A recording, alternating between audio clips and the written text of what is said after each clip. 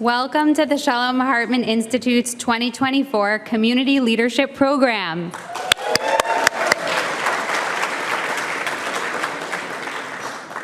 I'm Jordana Amsel, Director of CLP. We have emailed, WhatsApped, spoken by phone, connected on Zoom, iMessaged. We found many ways to connect, and I'm so happy to see you all here. We wait all year for this moment to see all of you who fill the Siegel Beit Midrash with your passion for learning, critical thinking, and deep engagement with the major questions facing world Jewry. As someone who lives in Jerusalem with my family, this year, CLP feels different.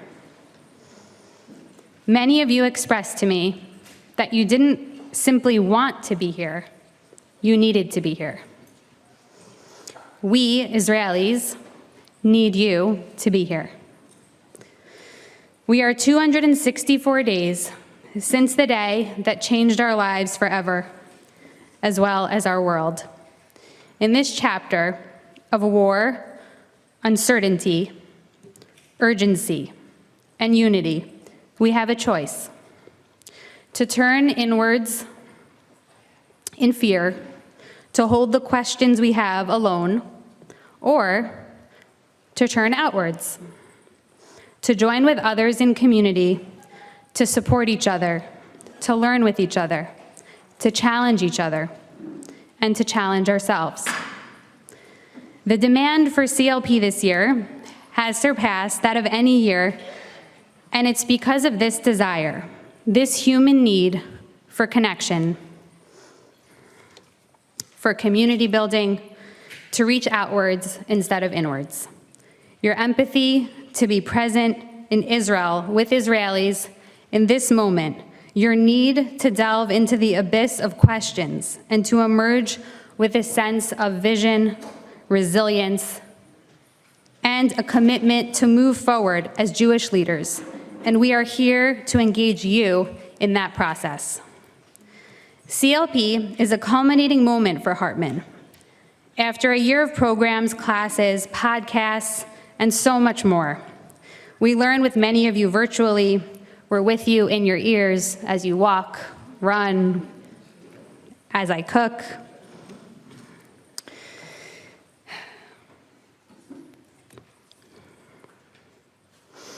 We learn, and CLP is a unique week-long gathering of Hartman learners, leaders, board members, philanthropic professionals, and friends from around the world at our campus in Jerusalem. Some in this room are CLP veterans, and some are new to CLP. So let's see who is in the room with us. Please stand if this is your first time at CLP.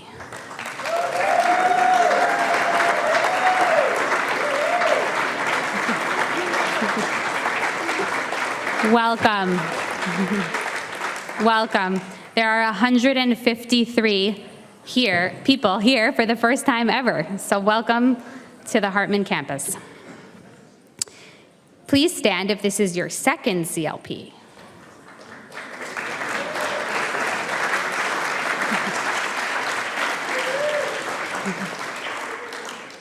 And please stand if you have been to 3 or more CLPs.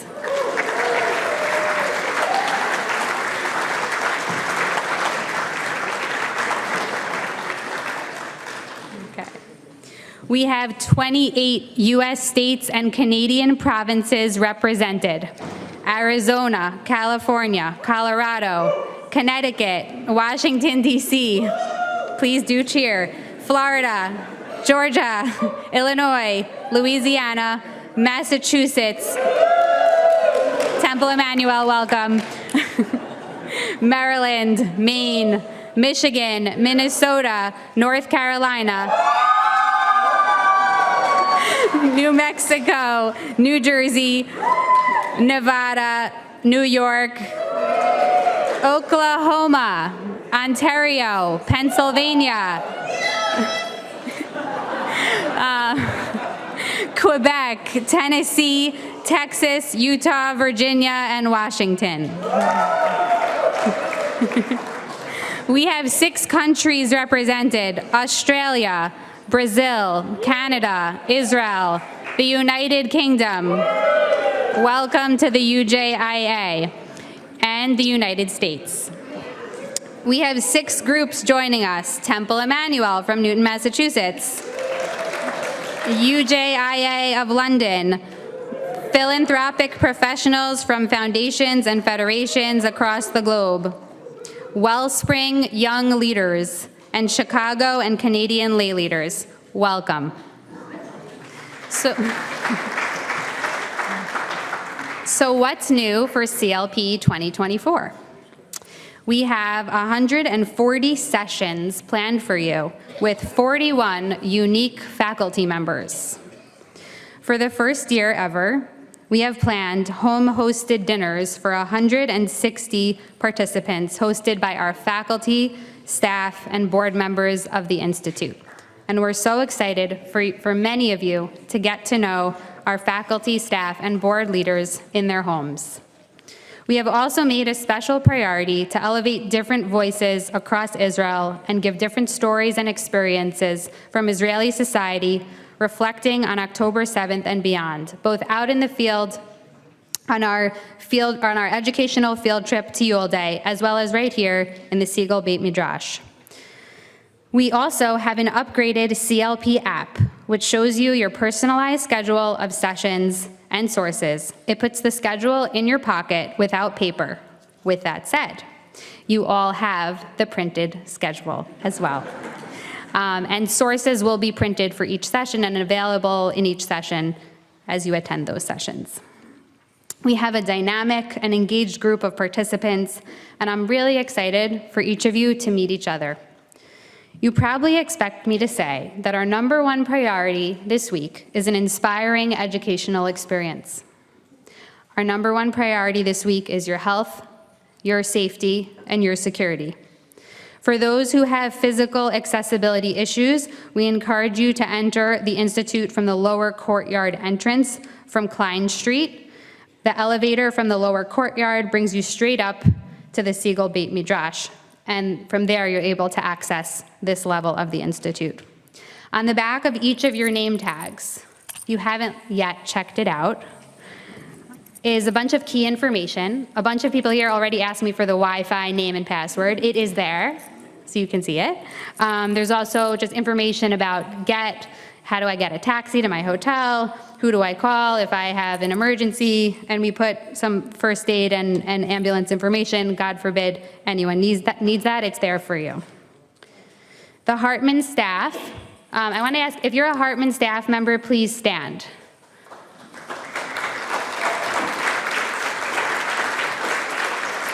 So they're the best. The Hartman staff all has on their name tag a blue ribbon, just like this. It says staff. Our Hartman staff are ready and eager to assist you and answer your questions. Please get to know them, and please reach out to them if you have any questions during the program. We have also set up a courtesy desk, which many of you have already used in the lobby of the Kogod Research Building. That's this building to the right. The courtesy desk will be set up and available throughout the program if you have any questions that we can assist you with.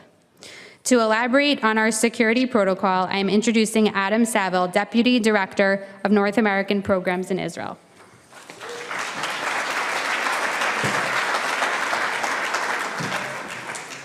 Hi, hello, thank you.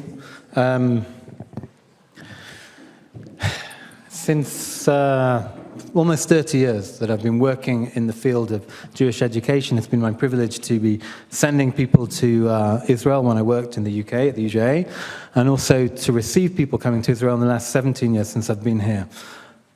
It's not obvious when people choose to come to Israel for all sorts of reasons. Right now, it's not obvious at all, not to me.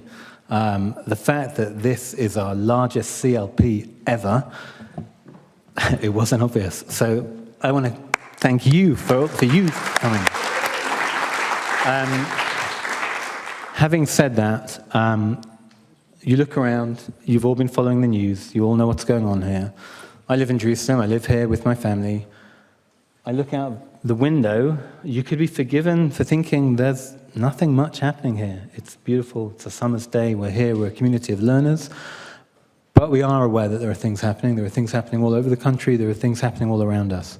On October the 7th, some of us were awoken, some of us were aware of sirens happening here in Jerusalem. It doesn't happen very often. In the 17 years I've been here, I could probably count it on one hand how many times I've heard sirens in Jerusalem. And yet October the 7th changed all that, and we know about that. And we'll unpack some of those things over the week. There hasn't been a siren here since the Iranians decided to send us some early Passover presents earlier in the year. And before that, there wasn't a siren since January. Should there be a siren while you're here on the campus, while you're here with us at CLP, we want you to know what to do. Behind me, I'm assuming, behind me is a map that you all have. You all have a copy of it in your folders. I have a copy of it in my back pocket. It is a map of the campus. The green areas are what we call protected spaces or safe spaces. If you were to hear a siren, we'd hear it. It can be a bit scary, actually, if you've never heard one before. You'll see the Israelis will be like, ugh. If you've never heard it before, it can be a bit daunting, a bit scary, and we know that and we appreciate it. First thing, don't panic, don't run. There are spaces. This is going to sound weird, but you have a minute and a half to get to a safe space. It's a huge amount of time. You'd be surprised. It's a huge amount of time. Underneath the Bet Midrash, there are safe spaces. If you look at the map, there are lots of safe spaces. Some of them involve going down the stairs here, and some of them involve going out of the door and around the side of the building into a door underneath here. For those of you that were on the fabulous tour that we had earlier, I showed you where the door was. We're going to go into those safe spaces. We're going to stay there for 10 minutes. We might hear siren, we might not. We'll hear the initial siren, we might hear more. We're going to stay for 10 minutes because that's the protocol. Some Israelis, they go into their safe space, they hear Iron Dome taking out whatever was coming our way, and they go out. That's up to them. We're going to follow protocol because we want to keep everybody safe. We're going to stay in the safe space for 10 minutes. That's the protocol, and that's what the Pekuda Aref or the Home Front Command, that's what they recommend. For those of you with accessibility issues, we're not going to use the elevator if there was to be a siren, so there are other safe spaces that we will take you to. There are staff here that we know who you are, we're going to find you, we're going to take you and escort you to a different safe space, which is the one that says Protected Safe Space Storage Room, which is just over there. A minute and a half is a long time. To put it into perspective, for people living in the Gaza area, in Otef Aza, in Sderot, it's about 15 seconds. So, for those of you that chose to spend the day with us traveling down to the south on Monday, we're going to talk more about what the protocol is there. We'll talk more about that later. But here, we're all just going to move calmly and get to the place we need to be. And all the staff know exactly where the safe spaces are, and they will help you and guide you. Last thing I just want to draw your attention to, Majdi. In the folder, there is, I'm not going to read this for you now. In the folder is this document. It's called Safety and Security Guidelines, Summer 2024. I didn't write this. We didn't write this. This has come from the Home Front, from Pekuda Aref, the people that give Israeli citizens and any visitors the advice of what to do should you be in a security situation. At the very bottom of this page, there's a bold sentence that says, upon arrival at your accommodation, you should familiarize yourself with the location of its protective area if the situation arises that you might need it. I really want to encourage you to do that. If you're staying in a hotel, if you're staying in an Airbnb, wherever you're staying, just know where the safe spaces are, okay? Because that's where you need to gather, that's where you need to be if you hear some kind of alert. And if you're in a hotel, the staff will take you, so it makes things much easier. I do encourage you to read this. You don't have to read it now, but I do encourage you to read it because it gives you advice what to do if At the end of the day, if you go into town, into Ben Yehuda Street to grab a cup of coffee, what do you do? If you're on a train visiting family somewhere, what do you do? It's all written here. It's a protocol that has kept us safe and secure for the last 9 months and for the last many, many years. It's insurance. I hope you've got your insurance. You're never going to need it. Have a fantastic week.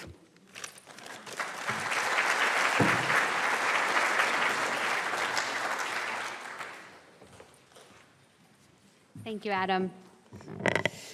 While there will be more extensive thank yous at the end of the program, there is no limit to the gratitude I have, and I want to acknowledge all aspects of the Hartman team that make a program of this scale and scope possible, both on the front end, all the people you're going to see, and the many, many people that you may not see or meet. Our operations team, IT team, the program and maintenance teams, this is a huge effort and one of our largest programs. Our faculty and the summer content team and executive team who have prepped immensely up to the last moment to make the content as relevant and as resonant as possible for all of you. I would like to thank the Hartman Giving Society supporters, our federation and foundation partners and major donors, our board members, and so many of you. Without your support, CLP and Hartman work across North America and Israel would not be possible. Let's do a round of applause to everyone who made this moment possible.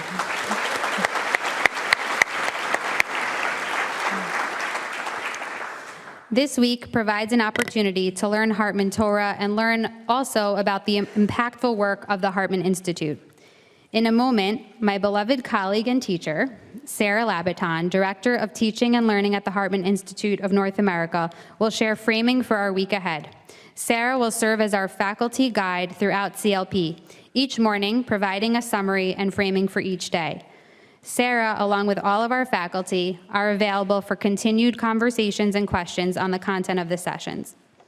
I want to close with an intention for the week ahead. May it be a safe and inspiring week, one of productive discomfort, new paradigms to consider, and new ideas to invigorate your thinking, to support your leadership in your life, the organizations you are involved in, your communities, and your home.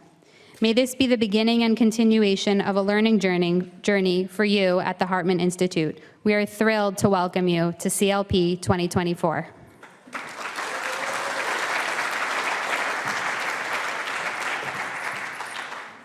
Hi, everybody. It's good to be here with you. Like Jordana said, I'm going to be your framer and guide for the week. I think it's the closest I'll become to fulfilling a life dream of mine, which was to become an Israeli tour guide. So I'm excited about that. I also wanted to just note that we're going to be dedicating today's learning in the memory of Eitan Dishon, the grandson of Gila and David Dishon, who are longtime members of the Hartman Institute family. Eitan was a humble, quiet soldier. He had a special sense of humor. He loved to study Torah, and he was killed in November of this past year. Many of us feel like we've lived 1,000 lives since October 7th, including moments which we thought were experiences of the past, relegated to historical dustbins. The last 8.5 months have brought Israel abject terror and violence, ubiquitous grief, the loss of normalcy and infrastructure, and existential security fears. There is longing, fierce longing for the hostages, most of whom we didn't even know existed until October 7th, and now feel like family to us. There is a war which feels foggy in some ways and which is contested in the international community and increasingly here in Israel. There is the deaths of Palestinian civilians, the deaths of our soldiers, and questions about what happens next in Gaza. There has been pride in the mobilization of Israeli civil society, momentary unity after months of fracture around the judicial reforms, and now it seems a return to political fracture accompanied by deep mistrust in the country's leadership. Outside of Israel, There has been an outpouring of solidarity and solace among global Jewry. There have been rallies in support of Israel, set alongside rising anti-Semitism. There have been congressional hearings, encampments at universities, and a consequential election looming in the United States.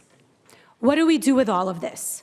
How do we think about the events of the last 8.5 months in a Jewishly and morally serious way?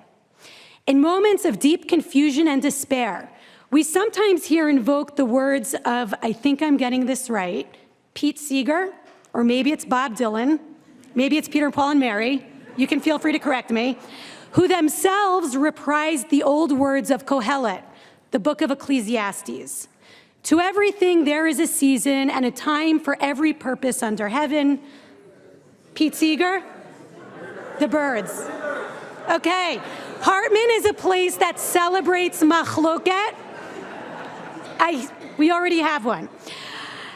A time to be born, a time to die, a time to plant, a time to reap, a time to kill, a time to heal, a time to laugh, a time to weep. These words acknowledge that the lives of individuals, families, and even societies consist of wildly divergent experiences of love, hate, war, peace, construction, growth, uprooting, and destruction. I imagine that these words have resonated for many of us as Jews and as human beings as we have traversed the time we have on this planet. They intend to reassure us that what we experience is part of the normal cycle of human existence. But what happens when we are cast into a moment, into a cataclysm, which we cannot organize into clearly demarcated windows of experience and emotion? The words of Kohelet and the Birds, or Pete Seeger, are inadequate at this moment. It is difficult to define or name this time, or contrast it meaningfully with another time, or to anchor it with a specific purpose and direction. My colleague Ethan Linden, who you will meet in a couple of days, pointed me to a poem by Yehuda Amichai, which captures some of this. Amichai wrote, "A man doesn't have time in his life to have time for everything. He doesn't have seasons enough to have a season for every purpose." Ecclesiastes was wrong about that. A man needs to love and to hate at the same moment, to laugh and cry with the same eyes, with the same hands to throw stones and to gather them, to make love in war and war in love, and to hate and forgive and remember and forget, to arrange and confuse, to eat and to digest, what history takes years and years to do. If this is true for the life of a person, it is even more true for us as individuals, as communities, and as the Jewish people for the last 8.5 months. At the end of the day, Kohelet asks us to accept the vicissitudes of history as part of the inevitable cycle of life and concludes that the search for meaning is futile. This week, we will, perhaps presumptuously, reject that approach. Our learning insists on giving shape, grounding, and even meaning to our thinking about what was, what will be, and where we are now. We are going to start by looking back and asking, what did we think before October 7th? How has that changed? And what have we learned? In what ways have October 7th and the war catalyzed a paradigm shift for Israelis, Israel, and the Jewish people the world over? These questions will set us up to think deeply about how we live and how we function while we are in crisis. We will look at this question from both traditional Jewish vantage points and from contemporary Israeli vantage points. And this, in turn, will lay the groundwork to envision what tomorrow looks like for Israel and the Jewish people, a question which will occupy us for the last few days of the program. This week will include text studies oriented around Jewish responses to crisis and Jewish visions of the future, as well as processing sessions with our masterful Hartman facilitators.